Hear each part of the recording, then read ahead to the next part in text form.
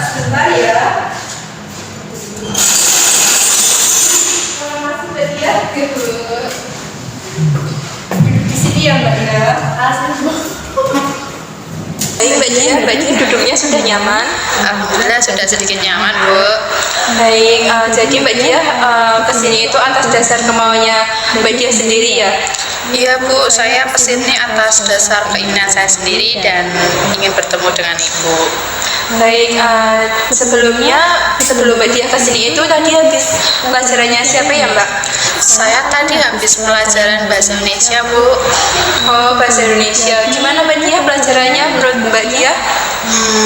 Pelajarannya sedikit membosankan Bu, karena ya saya sendiri tidak suka dengan bahasa Indonesia. Baik, kalau begitu gimana kabarnya Mbak Dia hari ini? Kabar saya hari ini terasa kurang baik Bu, karena saya sedikit mengalami kesulitan dalam belajar. Baik Mbak Dia, sebelum kita lanjut untuk menyelesaikan permasalahan yang Mbak Dia hadapi, jadi di sini itu Ibu akan memberikan sesi konseling individu. Nah, jadi di sini di sesi konseling individu ini saya selaku konselor akan membantu Mbak Dia dalam menemukan inti permasalahan yang Mbak Dia hadapi, lalu menemukan solusi dari permasalahan yang Mbak Dia hadapi. Nah, di konseling individu ini juga ada asas-asasnya, yaitu ada asas kesukarelaan. Nah, yang dimaksud dengan asas kesukarelaan itu yaitu Mbak Dia datang ke sini dengan sukarela tanpa ada paksaan siapapun, dan juga ada asas keterbukaan. Nah, di asas yang dimaksud dengan asas keterbukaan itu, jadi Mbak Dia itu dengan sukarela, dengan terbuka menceritakan permasalahan yang Mbak Dia hadapi tanpa harus ditutup-tutupi dan lebih terbuka kepada Ibu. Dan juga ada asas kerahasiaan. Nah, yang dimaksud dengan asas kerahasiaan ini yaitu jadi yang tahu akan masalah Mbak Dia itu cuma kita berdua, dan juga Mbak Dia tidak diperbolehkan untuk membocorkan permasalahan ini kepada orang lain. Dan juga saya sebagai konselor di sini juga tidak akan membocorkan masalah yang Mbak Dia hadapi itu kepada pihak-pihak lain seperti guru yang lain ataupun dengan teman-temannya Mbak Dia. Jadi Mbak Dia, saya rasa Mbak Dia itu harus mengungkapkan sejujur-jujurnya terhadap permasalahan yang Mbak Dia hadapi saat ini. Begitu Mbak, apakah sudah paham? Saya sudah cukup paham Bu. Baik, sebelumnya kita manfaatkan waktu selama sesi konseling ini selama 20 menit ya Mbak. Apakah Mbak Dia setuju? Saya setuju Bu. Baik, kita lanjutkan ya Mbak. Jadi Mbak Dia itu mengalami kesulitan belajar. Boleh diceritakan lebih lanjutnya Mbak? Gini Bu, saya merasa mengalami kesulitan belajar karena lebih sering bermain gadget daripada belajar. Dan saya merasa gadget itu lebih menyenangkan daripada belajar yang cukup membosankan Bu bagi saya. Baik, jadi jika Mbak Dia bermain gadget itu, apa yang Mbak Dia lakukan ya? Biasanya saya ya cuma scroll TikTok, IG gitu aja sih Bu. Tapi ya mau gimana lagi, kayak gitu enak kok Bu daripada belajar. Baik, itu mengerti Kak. Kan seusianya Mbak Dia ini juga pasti lagi senang-senangnya untuk bermain HP ya Mbak ya. Apakah di rumah itu juga orang tua Mbak Dia itu tidak menegur Mbak Dia jika Mbak Dia itu bermain gadget terus menerus? Sebenarnya kalau di rumah saya juga sering ditegur aslinya, tetapi memang sayanya yang cukup bandel ya, jadi saya abaikan setiap teguran dari orang tua saya Bu. Baik, jadi orang tua Mbak Dia itu juga sudah menegur Mbak Dia, tapi Mbak Dia itu masih tetap bermain gadget ya Mbak ya? Iya Bu, memang ya mau gimana lagi Bu, gadget sangat menyenangkan bagi saya. Baik, jadi orang tua Mbak Dia itu sudah menegur Mbak Dia, tetapi Mbak Dia itu masih ngeyel untuk bermain gadget ya Mbak ya? Iya Bu, begitu. Lalu jika begitu, bagaimana dengan tugas-tugas Mbak Dia jika Mbak Dia itu bermain gadget terus-menerus seperti itu? tugas-tugas saya ya kadang terbengkalai juga sih Bu, tapi ada saatnya saya mengerjakannya. Akan tetapi saya merasa bahwa akhir-akhir ini nilai saya juga turun Bu, karena saya keseringan main gadget. Baik, jika Mbak Dia merasa begitu, jadi Mbak Dia apakah setiap mengerjakan tugas-tugas yang diberikan oleh guru itu sering begadang begitu Mbak? Iya Bu, saya lebih sering melakukan SKS ya Bu, yang dimana itu ada sistem kebut semalam, karena saya merasa bahwa kalaupun saya kebut pun akan jadi gitu loh Bu.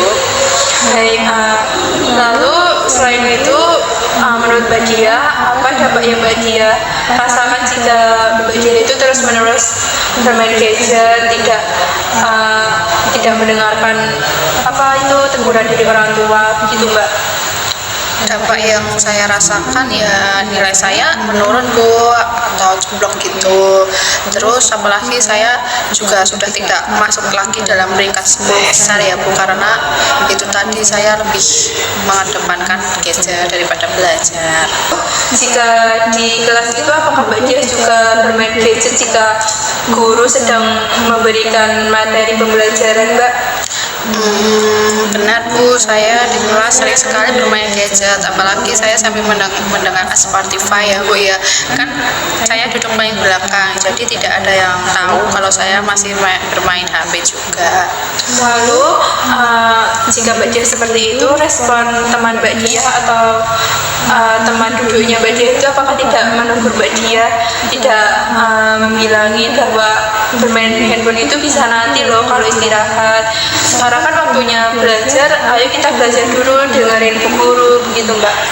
Sebenarnya teman-teman saya juga sudah sering mengingatkan saya bahwa kalau waktunya pelajaran ya pelajaran dulu, kalau nanti istirahat baru main gadget. Tetapi saya merasa bahwa karena saya duduk paling belakang, jadi ya aman-aman aja dong Bu. Saya merasa ya udahlah, orang di pojok gak ada yang tahu gitu. Baik, kalau begitu apakah Mbak Dia sudah pernah ditegur oleh guru pada saat Mbak Dia itu bermain gadget, tidak mendengarkan guru memberikan materi begitu Mbak? Dulu pernah Bu, satu kali saat pelajaran IPA kayaknya Bu, saya ditegur karena ya saya sangat-sangat menyesali yang ada itu, jadi ya sudah. Oh baik, jadi Mbak Dia itu tetap ngeyel bermain gadget ya Mbak ya? Iya Bu. Baik, jika di rumah gitu, kalau Mbak Dia belajar itu apakah orang tua juga ikut terlibat untuk membantu Mbak Dia menyelesaikan tugas-tugas? Jika Mbak Dia itu misal tidak mengetahui ini gimana cara mengerjainnya, itu apakah juga meminta bantuan dari orang tua? Kalau untuk saat mengerjakan tugas di rumah ya Bu, saya sendiri merasa tidak, karena orang tua saya jarang di rumah juga ya, jadi saya ngerjain tugas sendiri Bu. Baik, jadi ibu dapat menyimpulkan ya bahwa permasalahan yang Mbak Dia hadapi itu yaitu Mbak Dia itu merasa kesulitan belajar, lebih senang, lebih asik dengan gadget, dan Mbak Dia itu merasa bosan jika belajar. Lalu di rumah pun juga Mbak Dia terus-menerus bermain gadget. Sudah ditegur orang tua juga Mbak Dia tetap menghiraukan. Lalu di kelas pun juga Mbak Dia lebih sering bermain gadget. Gitu ya Mbak ya? Iya Bu, saya lebih sering seperti itu. Baik Mbak, bagaimana kalau kita itu membuat cara belajar Mbak Dia itu lebih mengasihkan agar Mbak Dia itu menjadi tidak bosan? Mungkin Ibu bisa memberitahu cara apa yang mungkin Ibu bisa berikan kepada saya agar nantinya saya bisa mencobanya Bu. Baik, jadi misalnya gini Mbak, kita itu bisa membuat jadwal belajar yang lebih efektif dan lebih terstruktur. Misalnya Mbak Dia itu bisa belajar selama 30 menit, lalu Mbak Dia juga pada saat belajar itu bisa sambil mendengarkan musik yang Mbak Dia senangi. Lalu jika sudah selesai belajar, Mbak Dia juga bisa memainkan gadget sebagai tanda keberhasilan bahwa Mbak Dia itu sudah bisa belajar selama 30 menit gitu Mbak. Baik Bu, saya akan mencobanya nanti. Baik, jadi selain itu juga Mbak Dia bisa misalnya jika tidak bisa mengerjakan tugas di rumah itu juga Mbak Dia jangan begadang. Itu kan begadang juga bisa membuat Mbak Dia menjadi capek, nanti kalau di sekolah juga Mbak Dia merasa mengantuk gitu ya Mbak ya. Baik Bu, saya mengerti dan lain kali saya akan mencoba untuk tidak begadang lagi ya Bu. Baik, jadi Mbak Dia itu juga bisa membuat jadwal yang ditempel di dinding yang dekat meja belajarnya Mbak Dia. Misalnya jam 6:30 itu belajar matematika, lalu setelah itu Mbak Dia bisa bermain gadget sebentar, lalu setelah bermain gadget Mbak Dia juga bisa nanti misal jam 8:30 nanti bisa belajar lagi tentang soal fisika begitu ya Mbak ya. Nanti setelah Mbak Dia berhasil melakukan belajar selama 30 menit itu Mbak Dia bisa mencetaknya gitu ya Mbak ya. Baik Bu, saya mengerti apa yang Ibu maksud dan mungkin mulai nanti saya akan mencoba untuk mempraktekannya dan mohon sedikit bimbingan Ibu nantinya untuk memantau saya. Baik Mbak, saya di sini juga akan memantau perkembangannya Mbak Dia. Kalau menurut Mbak Dia sendiri, langkah apa yang bisa Mbak Dia lakukan selain langkah yang sudah Ibu berikan tadi? Mungkin saya akan ikut bimbel Bu untuk sedikit meningkatkan prestasi saya lagi dalam akademik dan mungkin saya juga akan belajar bersama teman-teman saya agar sedikit mampu juga memotivasi saya untuk terus meningkatkan prestasi saya Bu. Baik, itu ide yang sangat bagus dan juga jika belajar bersama teman-teman itu kan juga lebih mengasihkan ya Mbak ya. Jika Mbak Dia tidak mengerti kan bisa bertanya ke temannya langsung, nanti kan temannya juga bisa menjelaskan. Lalu jika Mbak Dia ikut bimbel itu juga ide yang sangat bagus. Menurut Ibu, jika Mbak Dia itu tidak paham dengan materi atau tidak paham dengan tugas-tugas yang diberikan oleh guru, Mbak Dia kan juga nanti di bimbel itu diajarin. Nah, selain itu juga bimbel itu menambah wawasannya Mbak Dia agar Mbak Dia itu lebih termotivasi lagi untuk belajar. Apalagi kan ini juga sudah mau kenaikan kelas ya Mbak ya. Jadi Mbak Dia juga mempunyai waktu untuk Mbak Dia itu berusaha agar nilainya Mbak Dia itu lebih bagus lagi gitu ya Mbak ya. Baik Bu, saya mengerti dan saya akan terus mencoba untuk menjadi lebih baik lagi Bu. Baik Mbak Dia, tadi kan Ibu juga sudah memberikan langkah-langkahnya dan Mbak Dia juga sudah mengerti. Lalu Mbak Dia juga sudah mau untuk masuk bimbel dan juga belajar kelompok dengan teman-temannya. Lalu mulai kapan Mbak Dia akan melakukan langkah-langkah yang sudah kita bahas tadi Mbak? Mungkin saya akan mulai mencobanya nanti sehabis pulang dari sini Bu untuk sekedar melihat seberapa efisiennya caranya Ibu berikan. Baik, langsung ya Mbak dari sini. Iya Bu, langsung saya. Itu sangat ide yang bagus ya Mbak ya.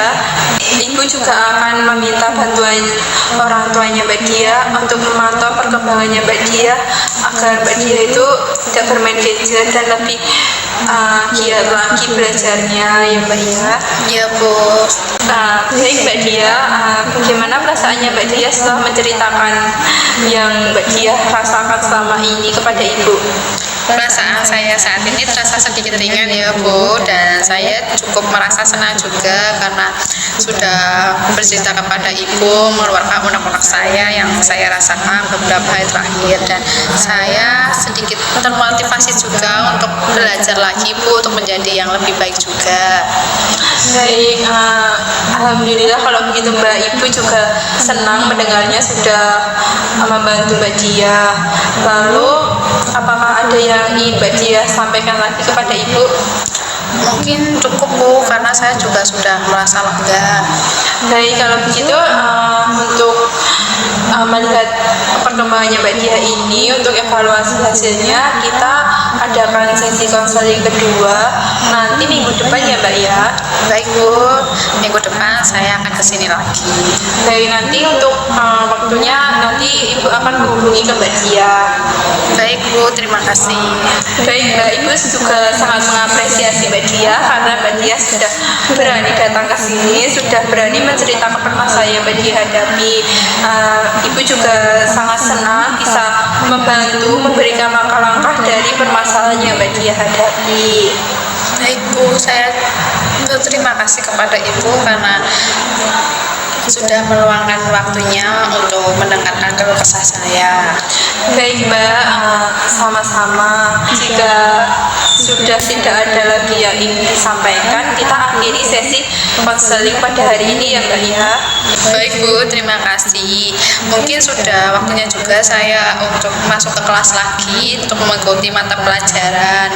Dan saya juga berterima kasih kepada Ibu sudah meluangkan waktunya untuk mendengarkan keluh kesah saya. Baik Mbak, sama-sama. Mari Ibu antarkan Mbak. Baik Bu.